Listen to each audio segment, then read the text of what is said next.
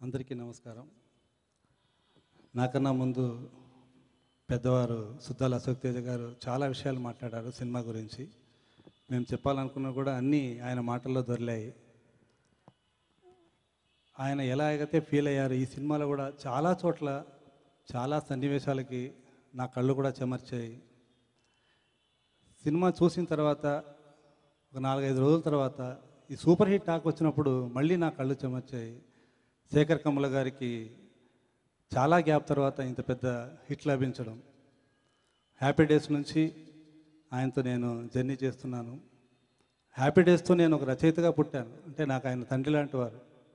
జనరల్గా కొడుకు ప్రయోజకుడైతే గొప్ప విజయాన్ని చూస్తే తండ్రి సంతోషిస్తాడు. కానీ ఇవాళ అంటే ఇది నా గుండె లోతుల్లోంచి చెప్తున్నమాట. నాకు గీత రచయితగా ఇండస్ట్రీలో ఒక తండ్రిగా ఆయనకి ఇంత గొప్ప విజయం లభించడం నాకు ఎంతో సంతోషంగా ఉంది. అది మాటల్లో వర్ణించలేని ఒక అనుభూతి. అలాగే ఇంకా ఆయన నాకు ఈ పాటలు రాయడానికి ముందు పిలిచి ఏదైతే నాకు నెరేట్ చేశారో మొత్తం కథ పొల్లుపోకుండా అంతే అద్భుతంగా తీశారు. ముఖ్యంగా చాలామంది ఈ సినిమాలో సాయి పల్లవి నటన అద్భుతంగా ఉంది, చాలా బాగా చేసింది అన్నారు.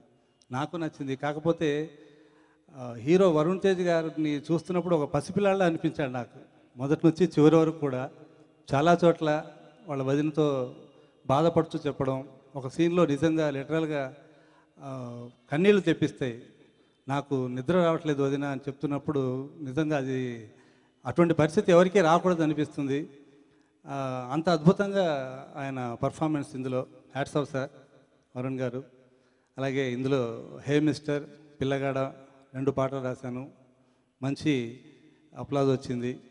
అలాగే ఈ సినిమా మరిన్ని సక్సెస్లు మళ్ళీ అదే 100 రోజులు ఆడాలని, ఇంకా ఎక్కువ రోజులు ఆడాలని మనస్ఫూర్తిగా కోరుకుంటూ all the best. Dil Raju గారికి కూడా, దిల్ రాజు గారి చిత్రాలకు కూడా నేను మొదటి నుంచి చాలా సినిమాలకి రాస్తున్నాను.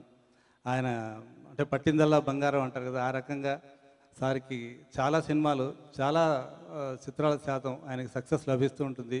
ఇది ఇలాగే కొనసాగాలని లైఫ్ లాంగ్ మనస్ఫూర్తిగా కోరుకుంటున్నాను. Thank you.